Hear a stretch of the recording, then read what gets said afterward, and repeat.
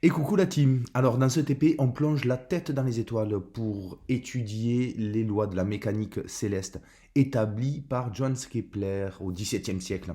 Et on va commencer par le TP59 où on va étudier l'orbite de la planète la plus excentrique de notre système solaire, la planète Mercure.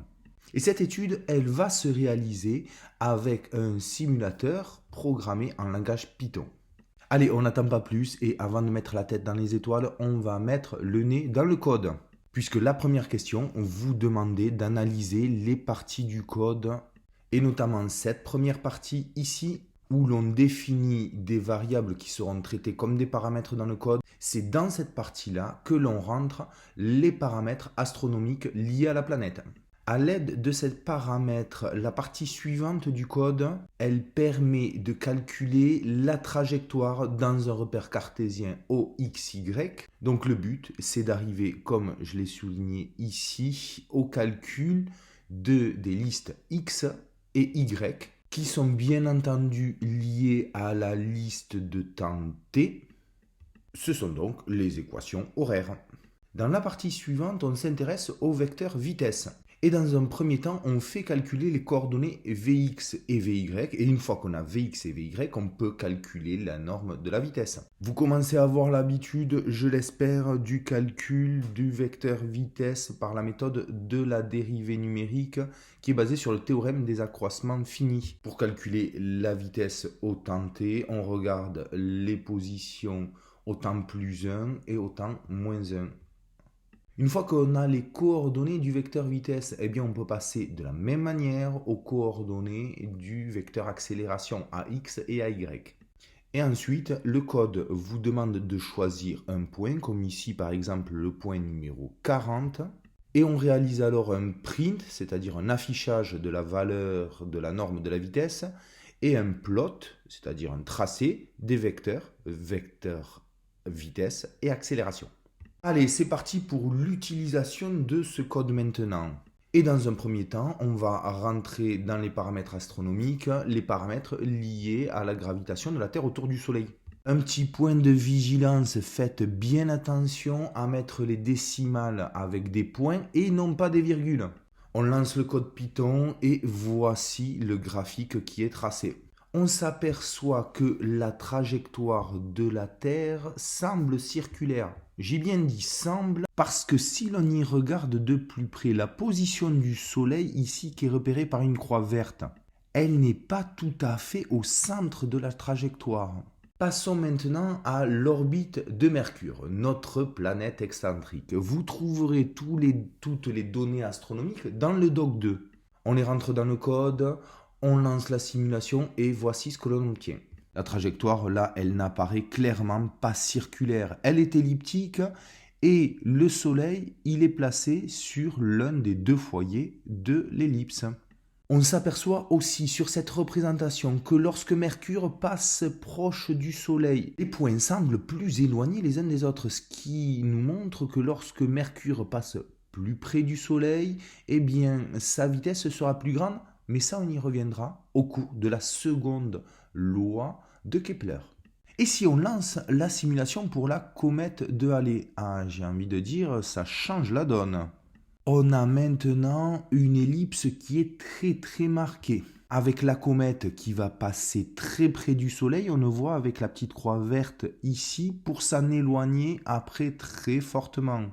Eh bien ça nous permet de justifier la première loi de Kepler dans un référentiel héliocentrique, c'est-à-dire un référentiel où le Soleil est le centre. La trajectoire d'une planète, elle est décrite par une orbite elliptique, dont le Soleil est l'un des deux foyers. Et si l'on observe les orbites de la Terre, de Mercure et de la comète de Halley, on voit que l'ellipse elle est de plus en plus fortement marquée quand l'excentricité se rapproche de 1.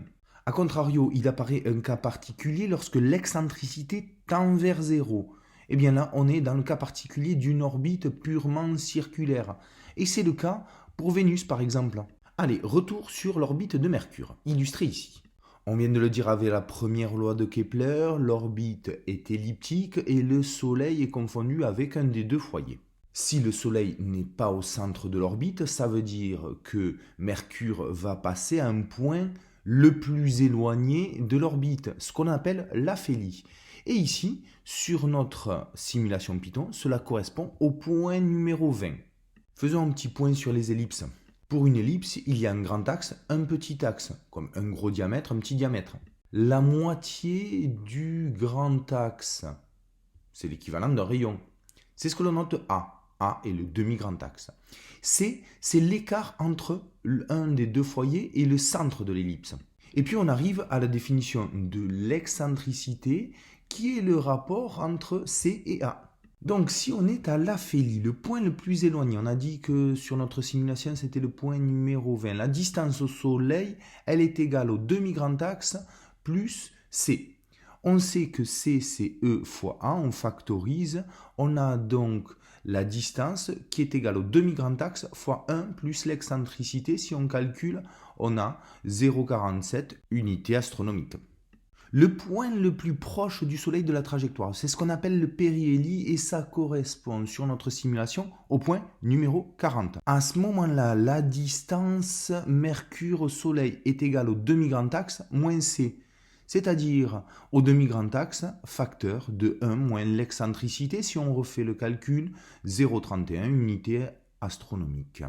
Eh bien, on vous demandait de modifier le code pour faire afficher ces deux valeurs de distance du périhélie et de l'aphélie. Rien de plus simple dans ce cas-là, il suffit de faire un print de l'abscisse du point 40, donc de x40, ou de x20 pour l'aphélie. On lance le code et puis il nous affiche donc ces deux valeurs que l'on a retrouvées précédemment par le calcul. Et puis on l'a déjà évoqué précédemment, on va inspecter maintenant les valeurs de la vitesse à ces deux points particuliers. Le code, il permet déjà d'afficher la valeur de la vitesse et les vecteurs vitesse et accélération au point 40. Eh bien, il suffit maintenant dans le code de faire un copier-coller de cette partie et de définir que l'on veut faire un plot au point numéro 20. Les résultats donnés par la simulation nous donnent une vitesse au périhélie proche de 60 km par seconde et à l'aphélie de 40 km par seconde. C'est ce que l'on a déjà dit, lorsque Mercure passe près du Soleil, sa vitesse est plus grande. Eh bien ça, c'est une illustration de la seconde loi de Kepler qui nous dit que dans un référentiel héliocentrique, le segment qui relie le centre du Soleil au centre de la planète balaye des aires égales en des durées égales. Et oui, mais le corollaire de ça, c'est que lorsqu'on est plus proche du Soleil, il faut parcourir une distance plus grande, donc avoir une vitesse plus importante. Sur ce schéma-là, pour que l'air A1 soit égal à l'air A2, eh bien, il faut que la vitesse de Mercure soit plus grande du côté du périhélie que de l'aphélie. On vous demande maintenant de vérifier grâce au code cette seconde loi de Newton. Alors, l'air balayé pour aller du point 0 au point 1. Elle est ici représentée en vert. Et la petite astuce, c'est que l'on va approcher la valeur de cet air par l'aire d'un triangle entre les points Soleil, point 1 et point 0. On rappelle que l'aire d'un triangle, c'est base fois hauteur sur 2. La base, ça correspond à l'abscisse du point 0, c'est-à-dire x0. La hauteur, ça correspond à l'ordonnée du point 1, c'est-à-dire y1. Eh bien, on va faire exactement la même chose pour l'aire balayé lorsqu'on passe du point 20 au point 21. L'aire approché par un triangle, ça sera la base, soit x20 fois la hauteur y du point 21. Allez, on programme ça dans le code. Ce sont les deux lignes de code qu'il y a ici, suivies par les deux lignes de print. Et à l'affichage des valeurs, eh bien, on voit qu'on vérifie bien cette seconde loi de Kepler, puisqu'on a des résultats identiques à 4 chiffres significatifs. Allez, si on fait pareil pour la comète de Kepler, eh bien là, on voit que l'on a des aires balayées qui sont tout à fait différentes. Ça ne veut pas dire que la seconde loi de Kepler, elle n'est pas bonne. Ça veut simplement dire que l'approximation des aires balayées par des triangles, dans ce cas-là, regardez du point 0 au point 1, elle n'est plus du tout bonne. En effet, puisque si l'on augmente fortement le nombre de points, c'est-à-dire que l'on passe de 40 points sur la trajectoire à 4000, alors là, l'approximation, elle redevient cohérente et notre seconde loi de Kepler, elle est vérifiée à 2 chiffres significatifs. Allez, on a abordé ensemble au cours de ce TP 59 les 2 premières lois de Kepler. La première loi était sur la trajectoire, la deuxième, c'est ce qu'on appelle la loi des airs. Eh bien, on va aborder au cours de cette activité sur la pesée de la planète Jupiter, la troisième loi de Kepler, qui est ce qu'on appelle la loi des périodes. Comme son nom l'indique, on va voir que grâce à cette troisième loi, on peut estimer la masse d'une planète aussi grosse et aussi lointaine que la planète Jupiter. Comme on le voit sur le document 1, la planète Jupiter, elle a tout un tas de satellites. On en a présenté quelques-uns avec notamment leur période de révolution et leur demi-grand axe. Si on regarde aussi le paramètre d'excentricité, on peut considérer que les orbites, elles sont franchement assez circulaires. Eh bien, c'est grâce à ces valeurs de demi-grand axe de l'orbite et de la période de révolution qu'on va réussir à estimer la masse de la planète qu'on va appeler centre attracteur, de la planète Jupiter sur ses satellites. Alors, qu'est-ce qu'elle nous dit, cette troisième loi de Kepler? Que le carré de la durée de période d'une révolution, il est proportionnel au cube du demi-grand axe. Si on met ça en équation, ça veut dire que t carré égale k fois a cube. Et si l'on veut vérifier ça à l'aide d'une approche graphique, eh bien, dans un tableur ou sur votre calculatrice, on représentera t carré en ordonnée en fonction de a cube en abscisse. Alors rien de réellement compliqué, mais je me permets de donner ici quelques petites astuces pour ne pas vous tromper. Tout d'abord, il faut se placer en unité S6 du système international. Le demi-grand axe, on le convertit dans une colonne des kilomètres au mètre, en multipliant par 10, 1 exposant 9. Dans une seconde colonne, on passe aussi de la période de révolution exprimée en jours à la période en secondes. On multiplie par 86 400 secondes dans une journée. On peut maintenant calculer le cube du demi-grand axe, c'est ce que j'ai fait dans cette colonne. Attention à bien placer cette colonne avant, ça sera notre colonne des X. Dans la colonne juste après qui servira de colonne des Y, on fait le calcul de la période au carré. On trace le tout et l'on fait une régression linéaire. Et on obtient bien la seconde loi de Kepler. On voit ici sur cette représentation graphique que le carré de la période, il est proportionnel au cube du demi-grand axe et que le coefficient de proportionnalité, il vaut 3,12 10 puissance moins 16 unité SI. Alors Newton, il est arrivé un petit peu plus tard avec ses fameuses équations de la mécanique et il a établi que t carré sur a cube, c'est 4 pi carré sur g, la constante de gravitation universelle, fois m, la masse de l'astre attracteur.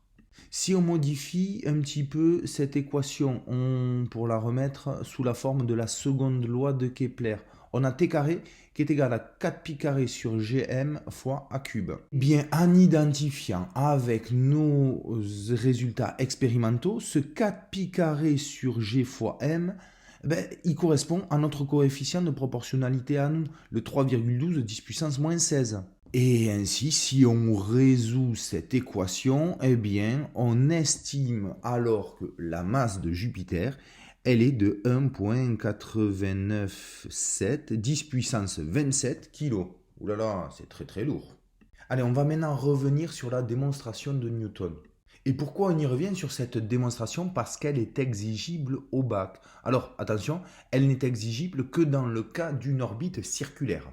Et si l'on reprend le simulateur Python du TP59, on s'aperçoit que lorsqu'on simule une orbite circulaire, c'est-à-dire avec une excentricité nulle, eh bien la vitesse elle est constante. On parlera de trajectoire circulaire et uniforme. Uniforme veut dire vitesse constante.